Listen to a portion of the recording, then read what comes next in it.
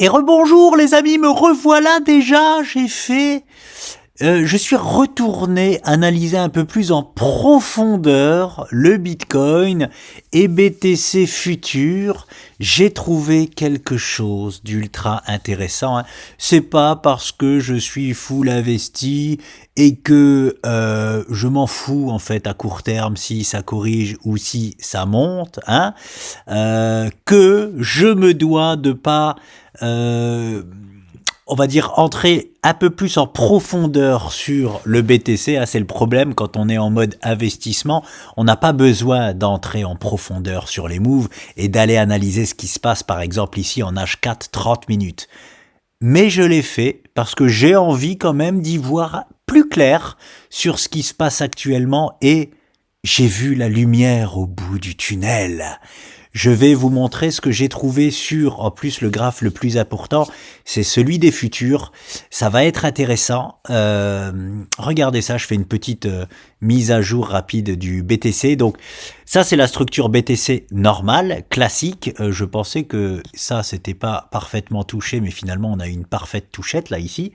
Euh, c'est bizarre, des fois j'ai l'impression qu'on n'a pas regardé, je mets en x1, on a quand même une parfaite touchette ici et ici, donc bon, maintenant je remets en plus gras, je sais pas pourquoi ça fait ça, des fois il présente pas de touchette parfaite, des fois oui, bref, euh, c'est quand même, cette structure n'est quand même pas parfaite en fait sur BTC USDT par rapport au support. Regardez si je le mets en x1, si je ne triche pas, il y a vous savez que j'aime bien faire un travail au pixel près. Ben là, la touchette là, elle est pas au pixel près, hein, on est d'accord? Donc la question et la question que je me pose là, elle change en fait absolument tout sur la structure. C'est-à-dire que là, comme je vous disais, si on vient toucher donc ce niveau-là des 90 800 $ sur BTC USDT, on a là devant nous une grosse structure baissière, hein, c'est-à-dire on a 7 chances sur 10 de partir à la baisse, avec 91% de chances d'aller taper ces objectifs-là et 43 ceux-là, qui sont pas encore activés, hein, c'est juste posé. Mais si en fait la structure c'est ça, regardez, je fais juste ça, en passant par cette mèche-là parfaitement. Mais j'aime bien ce que j'ai fait, hein, quand même, attention. J'aime bien ce que j'ai fait parce que je vous ai posé le pire des scénarios. Et je sais que j'aime bien, moi, parler du pire des scénarios pour que les gens, si ça se passe, ne paniquent pas quand même. Voilà. Et là, je vous présente le possible vrai scénario du BTC qui est cette structure, en fait, d'élargissement. Et ça n'a absolument plus rien à voir comme structure. Mais plus rien, on n'est déjà plus sur une structure baissière comme beaucoup peuvent le penser, hein. Il y a un gros couac avec cette structure-là. Tout le monde pense que dès que nous avons un élargissement symétrique de sommet, c'est forcément une structure de retournement. Non, non, c'est ni plus ni moins qu'une structure d'indécision, hein, et ça met forte. Alors c'est simple, c'est une chance sur deux, partir à la hausse ou à la baisse, mais quand on vient d'une hausse, je vais aller checker les stats exactes. En tout cas, c'est sûr et certain que ce n'est pas une structure en tout cas baissière, hein. Ça n'a plus rien à voir. Ça, c'est une structure fortement baissière. Ça, ce n'est même pas une structure baissière, pour vous dire, hein. Donc en fait, ça change tout. Donc, malheureusement, ce n'est pas tout à fait propre. Alors, la seule chose qu'on sait, hein, c'est que si nous avons la structure baissière, c'est qu'elle est pas du tout propre dans le sens où là on a fait un tout petit excès et surtout là on n'a pas du tout touché, hein. Donc la structure là, elle est pour moi pas encore activée, hein. C'est voilà, ça c'est le pire scénario possible. Voilà, c'est le niveau vraiment à surveiller. Mais si nous sommes là-dedans, j'ai même envie de vous dire voilà, que la correction est potentiellement terminado, hein. Donc bon, affaire à suivre pour ça, mais je vais sur les BTC futurs, c'est là où c'est plus intéressant, mais je voulais aussi vous présenter cette possible structure, hein. C'est soit ça, soit ça. Mais le soit ça change absolument tout, en fait. Donc voilà, on reste quand même sur nos gardes par rapport à ça. C'est le BTC qui va de toute façon valider totalement la structure. Pour l'instant, il l'a pas encore fait, hein. La seule chose qu'il a fait, le BTC, je rappelle, c'est uniquement ça. Et je vais en revenir par rapport à ce canal justement sur les futurs, hein. C'est la seule chose qu'il nous a fait. Voilà. Hein, il était dans ce canal-là, on l'a vu depuis longtemps, il est en train de valider les objectifs, d'essayer de valider les objectifs ici, il les a pas validés parfaitement, mais sur les futurs, il l'a parfaitement fait. Donc, on va se gêner d'aller voir le graphe le plus important et d'aller l'analyser un peu plus en profondeur. Je vais d'abord juste checker les stats et je reviens. Oui, c'est bien ça. J'ai checké les stats exactes et nous serions sur une structure où c'est à 53-47 carrément et du coup 53% de chance de partir à la hausse contre 47% de chance de partir à la baisse. Donc ça montre à quel point les gens se trompent totalement quand ils voient une structure comme ça d'indécision. Oui, indécision parce que c'est pile ou face. Pile on monte, face on descend en gros, mais ça reste même très légèrement une figure de continuation haussière, pour vous dire. Donc, c'est dire à quel point ça n'a rien à voir comme structure. Ça ou ça n'a rien à voir. Donc voilà, c'est peut-être un petit piège baissier qu'il est en train de nous tendre, le BTC. En plus, il arrive en fin de structure, si il nous valide cette structure-là, parce que après les 5e virages, 87% des structures partent à la hausse. Alors, 87% des sorties haussières sont effectuées. Ça ne veut pas dire que 87% des structures partent à la hausse. Ça veut dire que sur toutes les structures qui existent, 87%, sur toutes les structures qui cassent à la hausse, cette structure-là, 87% partent après le 5e virage.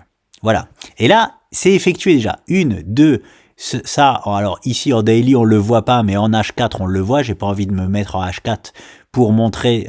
C'est très simple. C'est d'abord on touche le haut, après on touche le bas. Donc on a un virage ici aussi. 1, 2, 3, 4, 5 virages. On a déjà effectué 5 virages. Alors ça c'est un peu complexe de l'analyser comme une semi-rotation, mais si jamais le BTC retourne là-bas, on pourra même compter ça comme une semi-rotation, mais elle est énorme, cette semi-rotation. Bref, en tout cas, c'est surtout les semi-rotations qu'il faut exploiter sur ce genre de structure, parce que si semi-rotation il y a du coup, on passe plus à 53% de casser à la hausse, mais 8 chances sur 10 de partir casser la structure à la hausse. Donc bref, on va laisser ça de côté pour le moment. C'était juste pour vous expliquer à quel point ça ou ça change tout.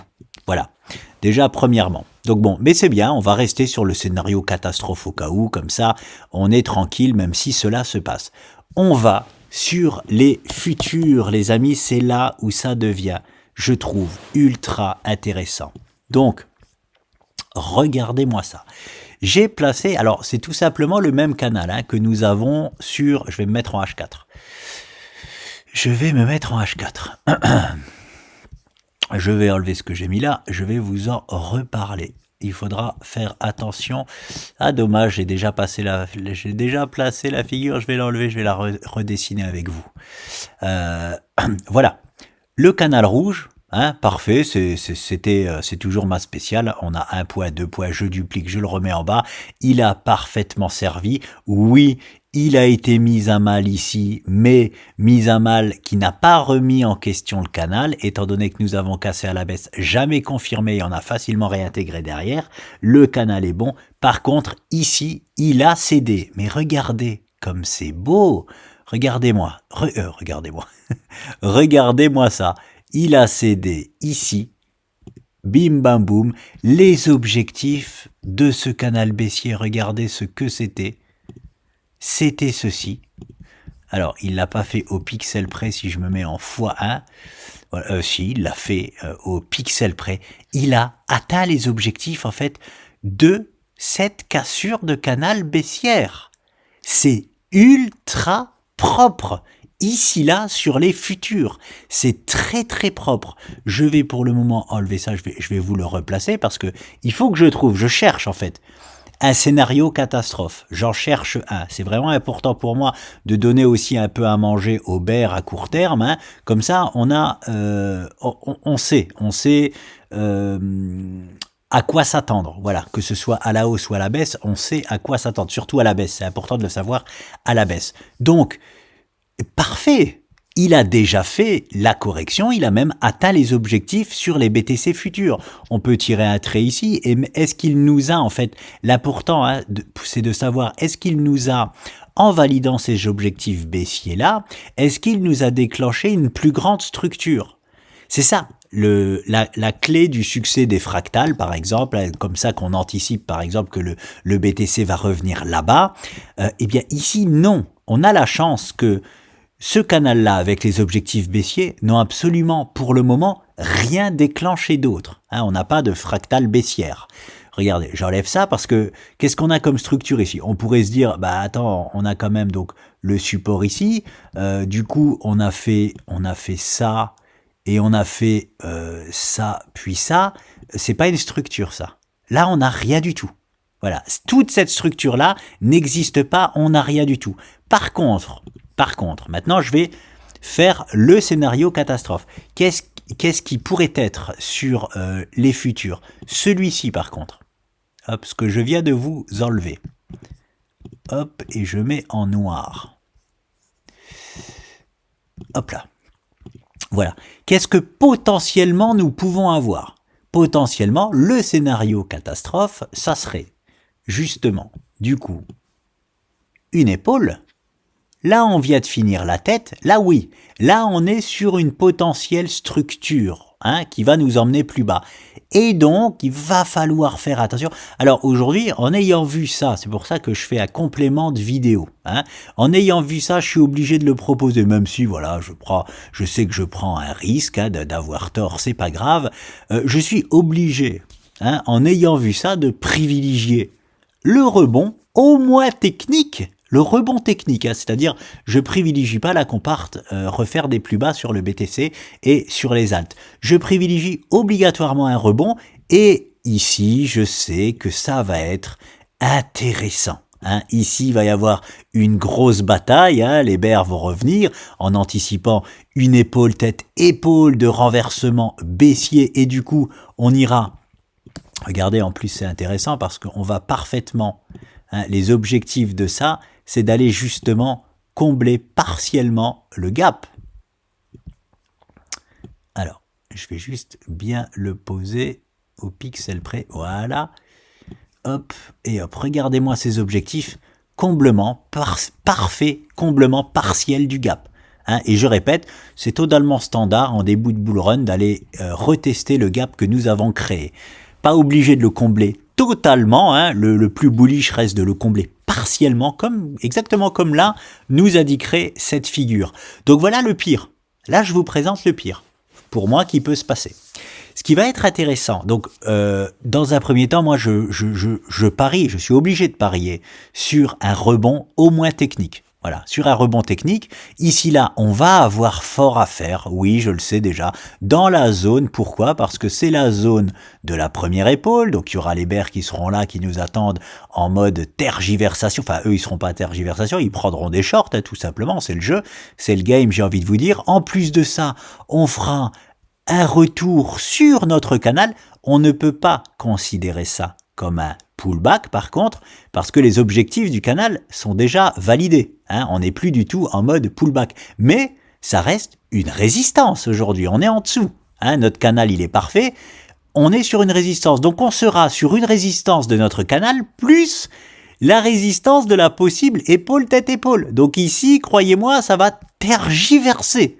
Et on risque de, voilà, en fait, je vais jouer grâce à cette petite trouvaille là sur les futurs, je vais rejouer à Madame Irma et je vais privilégier ce move là et au moins ici là qu'on baisse un peu pour au moins faire une fin de corps et après là c'est là où ça va devenir intéressant.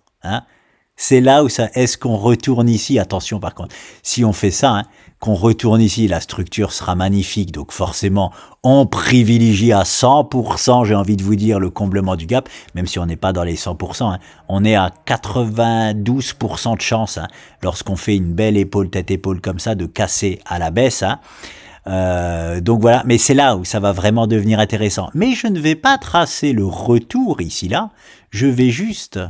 Hop, non. Je vais juste tracer ça. Et là, voilà, je vais tracer ça.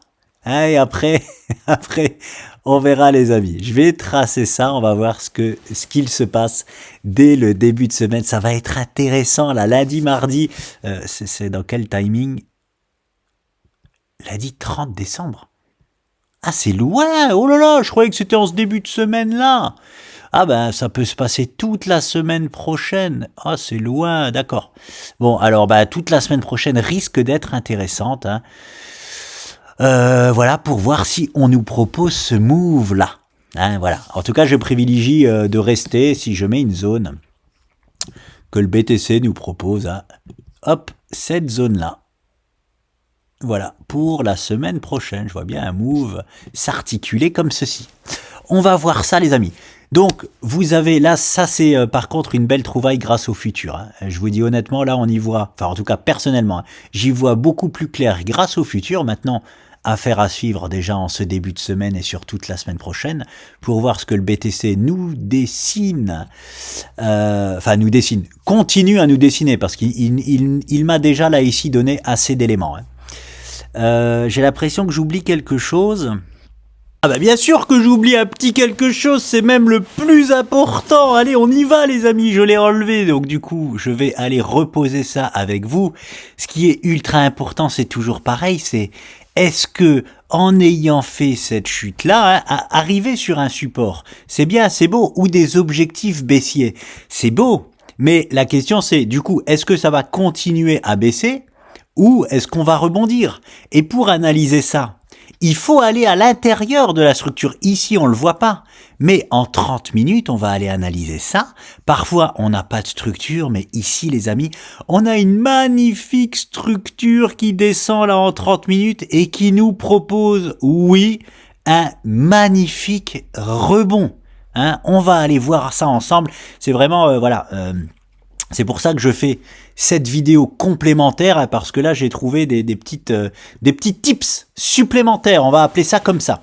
Donc là, on a tout vu, en H4, c'est tout est vu, hein, je privilégie forcément ça, sans même, en fait, ce qu'il faut comprendre, c'est que sans même analyser cette descente-là, je privilégie ce move-là. On est d'accord, hein? Sans même analyser ça, avec toute la structure rouge que nous avons fait, l'atteinte d'objectifs, dans une plus grande structure, je suis obligé de privilégier au minimum un rebond technique. Qu'est-ce que c'est un rebond technique? C'est on rebondit avant finalement de continuer à descendre. Hein, voilà. Donc, mais je suis obligé de privilégier un rebond. Et ça, c'est sans analyser cette descente-là. Et maintenant, on va aller la voir, les amis. C'est là où ça devient ultra intéressant parce que nous avons quelque chose et quelque chose de génial. Hein, c'est vraiment magnifique. On a une Rolls-Royce. Voilà. Je me mets ici. Regardez-moi ça. Hop.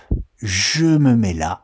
Nous avons la résistance ici et le support. Mais ce n'est pas une résistance et un support, c'est une structure. Hein. Vous savez, je le dis souvent, ça a des fois c'est juste une résistance et un support.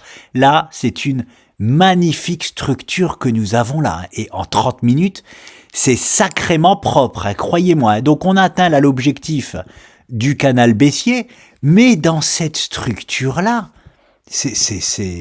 j'adore, hein.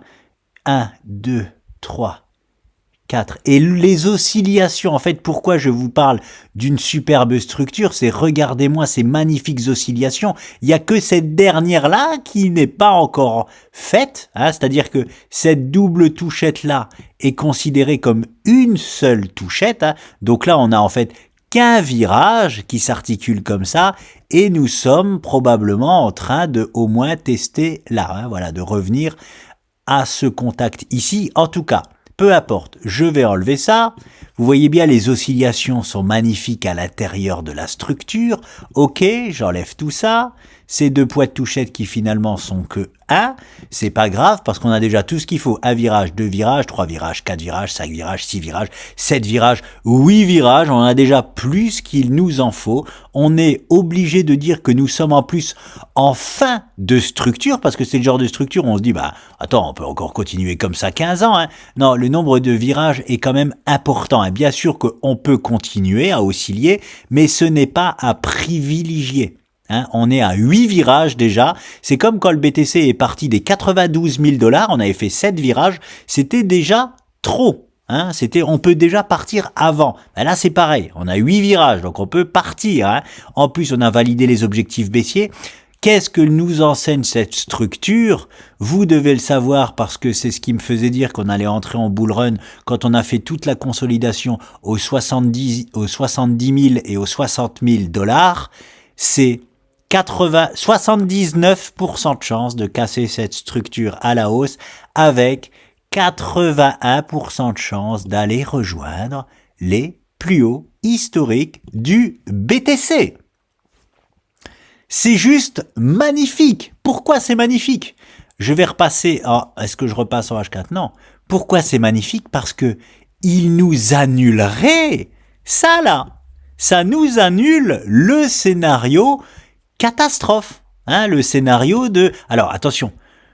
Je me doute quand même, je vais pas dire avec toute mon arrogance, ça ne change à rien au fait que, pour moi, on va bloquer ici. Hein, dans un premier temps. Mais ce que je veux dire, grâce à cette structure 30 minutes, on est obligé, on va attendre qu'elle soit cassée à la hausse. Une fois qu'elle est cassée à la hausse, on sera obligé de privilégier du coup ce move-là. Donc hop, ça change rien. Ça change rien, mais ça, voilà.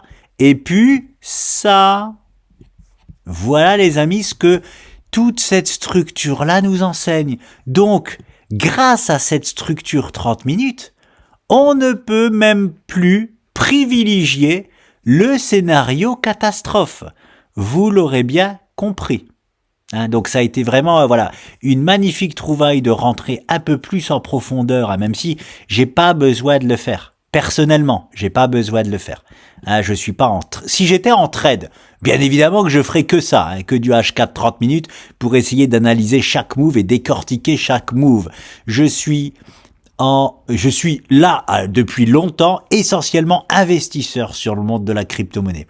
Donc je m'en fous en fait, très honnêtement, que il me propose le scénario catastrophe ou pas. L'optimisation, elle est déjà passée. Hein. Si on m'a demandé aujourd'hui même, est-ce que on peut encore optimiser parce que là il y a peut-être un scénario catastrophe qui se profile. Est-ce que du coup, on peut vendre pour racheter plus bas? La réponse c'est très simple pour moi. C'est non. Sur la plupart des cryptos, non. Pourquoi? Parce que on n'est plus en zone de prise de bénéfices. Vous voyez ce que je veux dire? Alors la question est bien. Parce que on me la pose souvent. Ah ouais, ok, mais bon, si on va là-bas, je vends tout et je rachète plus bas. Oui, mais seulement si on est sur des zones de vente. Je vais vous donner un exemple. L'exemple, parce que je prends ADA parce que c'est le plus frais dans ma tête, parce que mon frère aussi est dessus, et je lui avais dit ce que je vais vous dire là. ADA, la zone d'optimisation, c'était les A27. Voilà, c'était là-bas. À 26,42 pour être exact. Donc j'en avais parlé en disant écoute, ok, t'es un investisseur, mais il y a un bon spot à prendre sur ADA, c'est de revendre les A27. Hein, et tu peux racheter derrière plus bas. Et il m'a répondu ouais, ok, mais bon, ADA, ça va aller plus haut ou pas? Et je lui dis bien évidemment que oui, ça va aller beaucoup plus haut. Il me dit bon je prends pas le spot parce que je m'en fous. Je suis pas un trader et il a raison. Je suis pas un trader, je vais pas m'amuser à faire de l'achat-revente, ok. Voilà. Donc là aujourd'hui, si ADA était sur les A27 ou revient sur les A27 et qu'on a encore le possible scénario catastrophe qui nous pend au nez, oui, on peut vendre ADA pour racheter la correction. Mais regardez par exemple sur ADA, ça s'est déjà passé. Vous voyez ce que je veux dire? Les A27 ont fait parfaitement zone, on a été juste au 1,32, parfaitement zone de résistance, prise de bénéfices hebdomadaires, donc c'est logique. Et on repropose en plus la zone extraordinaire. Hein. C'est-à-dire que si on regarde que ADA, si ADA c'est lui qui fait le marché, si ADA par exemple c'est le BTC, on pourrait dire ça y est, la correction est finie, il a tout fait. Il a été chercher ses objectifs, il a corrigé, il est déjà venu, il a ravalé à peu près 50% de sa hausse pour se rappuyer exactement où il faut. C'est fait, on a fait le plus bas sur ADA. Voilà, donc quand on me demande ah ouais ok mais si le BTC il va au 78 mais est-ce que je revends par exemple si on a du ADA, est-ce que je revends ADA pour racheter plus bas? Pour moi non, hein, non pas du tout. Par contre, si ADA ou si n'importe quel crypto est sur sa zone de prise de bénéfice ou aux alentours de sa zone, faut pas jouer avec les mots, hein, la zone parfaite, c'était les A27 pour moi sur ADA. S'il était ici là au A21, pareil, oui, vous pouvez vendre. Oui, très clairement. Parce qu'on est dans la zone parfaite de vente. Aujourd'hui, nous ne le sommes plus du tout. Donc, c'est pour ça que je dis hold, hold, hold. Hein, c'est soit on optimise sur les bonnes zones, soit c'est fini, on n'optimise plus. Hein, et tranquille, ça ira plus haut hein, pour l'instant. Bon, mon frère me fait confiance parce que ça s'est passé sur ADA exactement comme je lui ai dit. Donc aujourd'hui, il n'est pas en train de se plaindre parce que ADA a corrigé, sinon c'est moi qui lui passe à savon parce que tout était dit d'avance. Par contre, il pourra me passer à savon si ADA ne refait pas des plus hauts historiques, enfin des plus hauts par rapport au A27. Là, il aura le droit de me dire, attends, tu te fous de moi, tu m'avais dit que ça allait corriger, oui, ok. Mais tu m'avais dit aussi que ça allait plus haut. Là, il aura le droit de me passer un savon si jamais on ne refait pas de plus haut sur ADA. Il a pas pris le spot de faire la zone, c'est bon, c'est fini. Là, il se pose pas du tout la question, ah ben est-ce que je revends ADA? Non, s'il ose me dire ça, je lui dis non, stop, fini. T'as dit non là-bas, c'est pas maintenant qu'il faut le faire, même si le BTC va plus bas et que ADA finalement retourne là-bas tout en bas, ce qui n'est absolument pas à privilégier, même si ça se passe, ça sera pas, on n'est pas dans, on a loupé à spot. Hein? Si vous avez loupé à spot sur ADA, je répète, c'est celui-là pour racheter celui-là. Là, oui, c'est un spot loupé, on le sait, mais on a décidé de pas le faire, donc c'est pas un spot de loupé, mais c'est ça le spot. Revendre ici ADA, comme beaucoup de cryptos hein, sont dans le même cas que ADA, hein, pour essayer de racheter si jamais le BTC décroche et que ADA vienne ici, non, non et non, ce n'est pas un bon spot à prendre. Même si ça se passe, hein. C'est important que je dise ça parce que ça peut très bien se passer. Même si ça se passe, ce n'est pas du tout un bon spot de vendre maintenant la majorité des alts pour tenter de les racheter plus bas. C'est pas le bon spot à prendre même si ça se passe. Voilà. Donc voilà, c'était juste pour vous montrer un exemple. Je retourne sur les futurs, mais c'est la question souvent qui se pose. Dès que je dis attention, le BTC va un petit peu corriger, un petit peu corriger, on me dit tout de suite ah ok bah je vends pour racheter plus bas. Non, c'est pas si simple que ça. C'est vraiment les zones parfaites qu'il faut vendre, les zones parfaites qu'il faut acheter. Si on a des toutes petites oscillations possibles, ce que je veux dire c'est que ici par exemple on va pas vendre pour racheter là quoi. Hein, ça se trouve les altes elles vont même pas bouger comme ça s'est passé dans cette structure hein, les altes elles ont pas du tout bougé même quand on a fait ce move là elles avaient pas du tout bougé, c'était impressionnant. Par contre à partir du moment où on a fait ce move là que j'avais pas aimé là elles se sont mis à bouger en même temps que le BTC. Donc voilà les amis, petite actualisation sur le BTC. Le plus important c'est de savoir que le plus probable sur le BTC est même ce move là plutôt que celui-ci ou celui-ci. Hein, voilà, vous l'aurez bien compris. Donc je vais laisser, hop, je vais même laisser cette autre partie-là. Hein, grâce à la petite structure 30 minutes, je vais même laisser cette nouvelle partie ici, là, hop, pour voir s'il nous fait bien. Hein, en fait, ça s'articule en 3 moves. Hein, c'est pour ça que je le pose là. Je devrais mettre des flèches, c'est mieux. Mais c'est un premier rebond, une petite correction parce que là c'est une zone très dure là ici pour le BTC à présent hein. Donc petite correction et après à voir si est-ce qu'on retourne titiller là ou est-ce qu'on retourne titiller là hein, c'est ça le plus important, c'est le dernier move en plus hein, c'est ça qui alors je vais le dessiner un petit peu mieux que ça. Voilà, je vais faire ça. Je vais faire, parce que la vraie tergiversation est là et voilà. Hein, c'est vraiment le dernier move là, le plus important, vous l'aurez bien compris. Ça nous annulera, parce que ça nous annule, hein, je répète, ça. Hein. Hop, hop, et hop, du coup, hein, ça nous annule l'énorme structure baissière qui va nous faire hein, combler le gap en bas. Donc, affaire à suivre, les amis, affaire à suivre, ça va être ultra intéressant, mais je voulais vous présenter cette petite structure 30 minutes qui est magnifique. Alors, forcément, pas pour les bears, hein, mais qui est magnifique pour un rebond. Voilà les amis, je vous laisse. J'avais oublié aussi de vous souhaiter un joyeux Noël. Je vous ai dit dans ma dernière vidéo que j'allais revenir vite. Non, bien évidemment, je vais pas revenir le 24 ou le 25. Quoique, le 25... le 25, c'est possible ou pas? Bon, on verra, on verra. Le 24, sûr et certain que non. Le 25, non, je suis pas seul. C'est impossible non plus. Donc bon, bref. Bonnes vacances, les amis. Joyeux Noël à vous. Je reviendrai. Plus même Nouvel An, c'est compliqué. Je reviendrai. Un jour, je reviendrai. En tout cas, j'essaierai à tout prix de faire une vidéo s'il se passe quelque chose de sérieux sur le BTC. Ça oui, je prendrai le temps de faire, même si c'est une petite vidéo courte, je prendrai le temps de le faire pour vous accompagner si ça panique ou quoi ou pas. Tant qu'on reste un peu dans la même conjoncture, ça sert à rien. Hein. Voilà, affaire à suivre, les amis. Toute la semaine prochaine va être quand même palpitante à suivre sur le BTC. Joyeux Noël, joyeux Nouvel An si je reviens pas même avant. Amusez-vous bien, profitez bien et on se revoit bientôt. Ciao!